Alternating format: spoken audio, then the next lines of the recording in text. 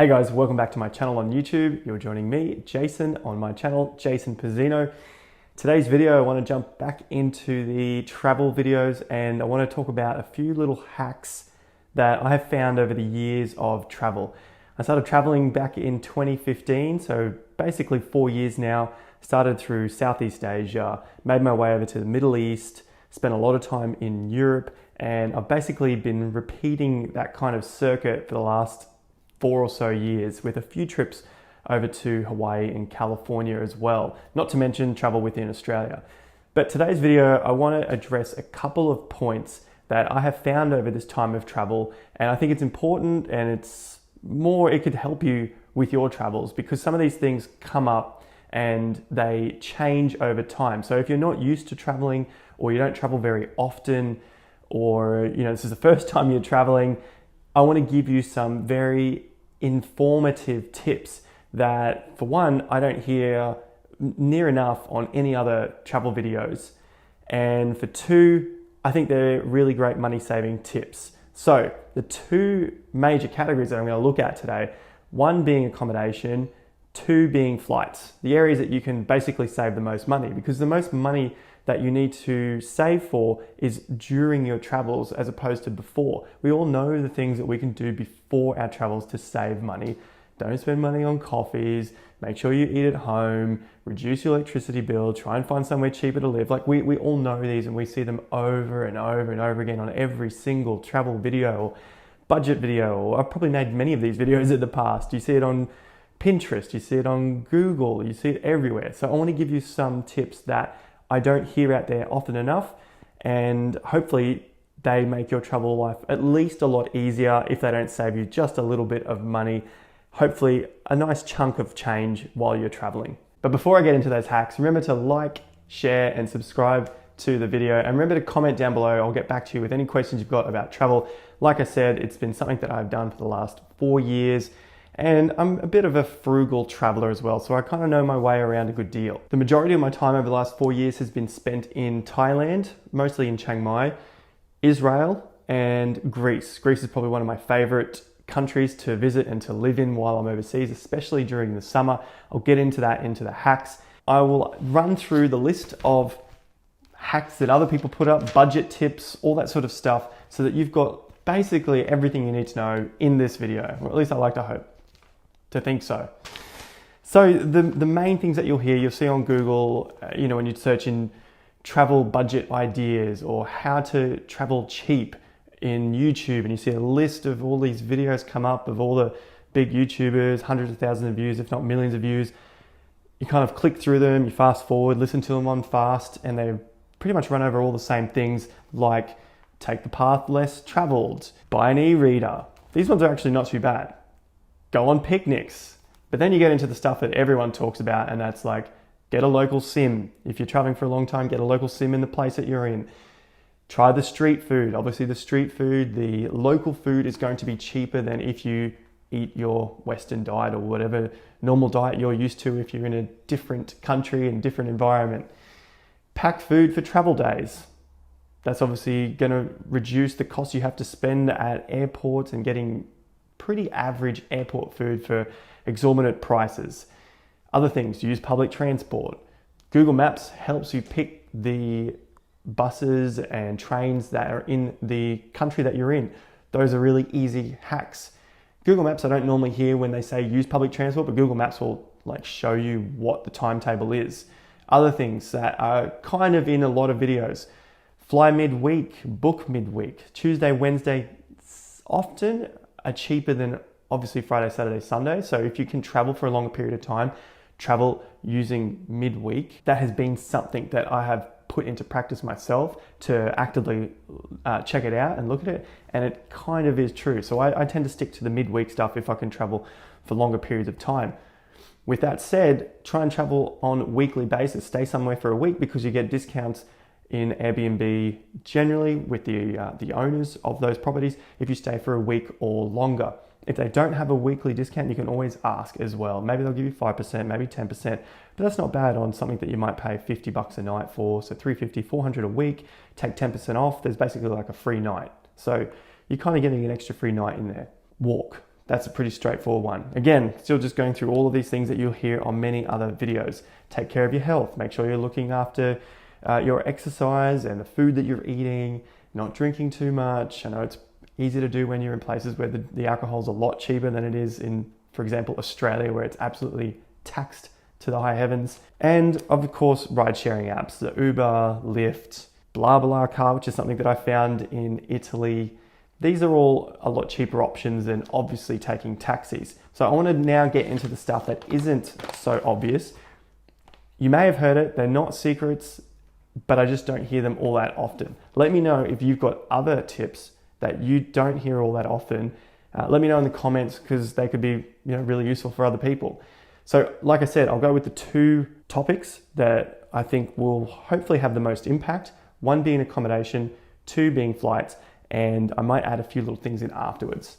So with the accommodation, we know now weekly discounts. If you can travel for a long time, get the weekly discounts, because that will save you generally 5 to 10% on a week, sometimes 15%, but mostly I've seen 5 to 10, and that equates to approximately one free night a week. With that said, I'm going to use Athens in Greece as an example. Book and travel to places. Hopefully you like the destinations for starters. I love Athens. Travel to destinations where the locals aren't going to be at during a particular period of time. For example, Athens, during August, it clears out. They all head over to the islands. The Greek islands become super expensive, full of tourists. It's the time that everyone wants to go over. So of course, you're going to pay $1,000 per week for accommodation in Santorini, for example, or Mykonos. The food's more expensive, the travel's more expensive, everything's extremely hot. Santorini doesn't have any good beaches. It's crazy. It's got beautiful caldera and views, but the beach is pretty average. Like I said, I'm just using Athens as an example. So I traveled to Athens during August, and it is so cheap. You can see on one of my previous videos, I'll probably leave a link here for it. Athens, about 350 Aussie dollars, so €250 US a week for an absolutely beautiful one-bedroom apartment with everything included. Yes, that's not cheap for the locals. The locals are probably paying that much per month, if not less. However, it's all relative. For me, that's very cheap coming from Australia. My place right now is close to $500 a week, and I get nothing included. And that's just a little beach shack that you can see here. Moving on, these are the travel tips. So if you can book somewhere where the locals or where tourists don't go during tourist times, August in Athens, because everyone's out at the Greek islands, that's going to be a lot cheaper. And then you can keep moving around like that to save yourself a ton of money, because the accommodation, it just goes up a lot. I don't know the exact percentages, but it goes up a lot if you're traveling outside of those times. That's my first tip. Side tips on that is I always look for accommodation that has washing machine and Wi-Fi. Wi-Fi is kind of the obvious one. If you don't select that box when you're looking at bookings.com or hotels.com or Airbnb and you're not interested in Wi-Fi, fair enough. But Wi-Fi is obviously a big one. The extra thing that I go and add on there, maybe I'm a bit annoying, but no one's really said anything yet because everyone's trying to please each other on Airbnb, is I ask for a speed test. So if they don't know what that is, I briefly explain it. Obviously I keep all these in notes as templates in my phone. So, got the phone. As you can see, I've got my Sims there from other countries. And I will just explain to them, copy and paste that and just, go through and send it to multiple different Airbnb hosts. And generally, some of them will understand what the speed test is and they'll let me, I'll take a screenshot of it, send it to me, and then I can pick my Airbnbs based on that because I want to have good internet. I hate getting to a place where they say, we have Wi-Fi, it connects to Wi-Fi, but there's just not strong internet. So they're not lying. It does have Wi-Fi, it connects to their router, to their modem, but the internet connection is super slow. So that has been one thing that I've learned to add on, is to find out about that, especially because I'm traveling and I work and I want to have good internet as I work. Washing machine is the other thing. If you're traveling like me, I travel minimal, and I'll get onto that with my flights. I'll show you the bags that I'm using. And with that said, I want to have a washing machine so that I can, go to the gym in my tanks, bring them home, wash them straight away, because I don't travel with much clothes. I have just one bag and one big bag that has everything, and then one small sort of day pack. So I need a washing machine. Otherwise, that just takes out so much time during the day to go and find laundromats, and you're chucking in €3 for a wash and €2 for a dry. And that's just, it's not that much stuff. So, so it's adding up to like €5 every time, and it could be 10, 20 euros a week on just laundry alone. So I always look for a place that has a washing machine. That has helped me out significantly on my previous, most recent trip to Europe. Moving on to the last thing, which is the flights. Now, most people know that you can get budget flights. Most people know that you go on Skyscanner, you can go on googleflights.com.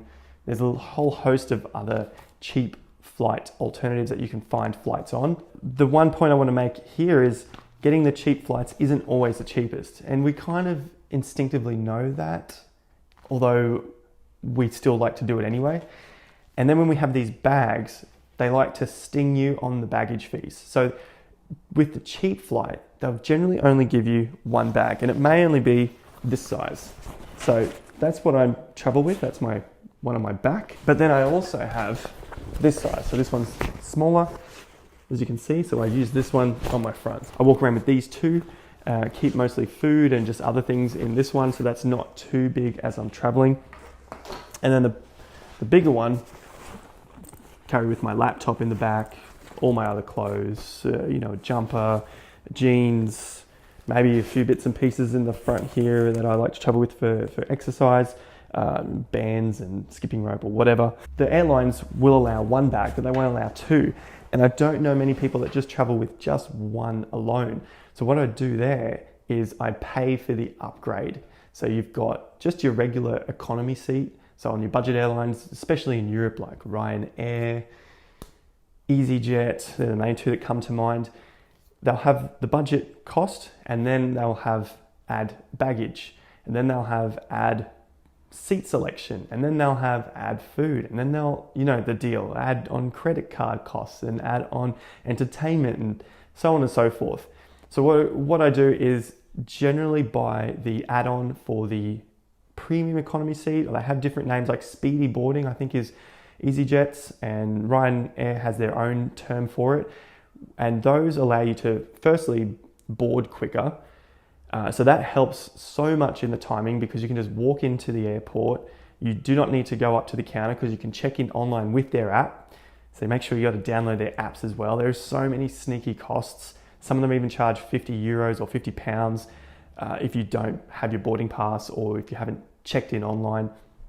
We haven't even checked in using the app. Check in beforehand. I've got my two bags. I've paid for my speedy boarding, or the same term on the other airlines. Basically, I want to get on first. That gives me an extra bag. So it gives me the bag on the front, and it includes my seat selection. So although it's an extra cost, it works out to be about the same, if not cheaper, than paying for baggage and seat on their own. Plus, I get to check in before everyone else. And because I'm not having to go to the counter to check in, I can arrive pretty well, just enough time to get me through security. I'm still not going to, risk it too much, but it just allows me to walk in with those two bags that you just saw, straight up into security, straight through security, if they're not being twats at the time, over to the gate, and I'm ready to go because I've checked in. They don't need to check any bags, and I'm abiding by all of their rules and regulations that they set. So those are the two hacks. It's kind of detailed because that's just the way the system has been made now by these budget airlines. I hope that has helped somewhat in understanding how to, travel a bit cheaper, travel on a budget, but then also save time as well, with the washing machine, with the Wi-Fi, with the airline seats, and how to board with your different bags. So traveling with carry-on has been the most helpful and the easiest and quickest route that I've found. If you guys have other ideas and suggestions, by all means, leave them in the comments down below. I'd love to hear from you on that. Be sure to check out the other videos on my channel. I've got a Bali money changer scam video. That's a really important one, especially if you're bringing cash over. Sometimes you're traveling through different countries. You've got a bit of cash left over and you need to change it in different places. That's a good one to watch there. So I'll leave a link there or in the description. Remember to subscribe, like the video if that has been helpful for you, and I will see you at the next video. Remember to take care, peace out, and have more fun to get more done.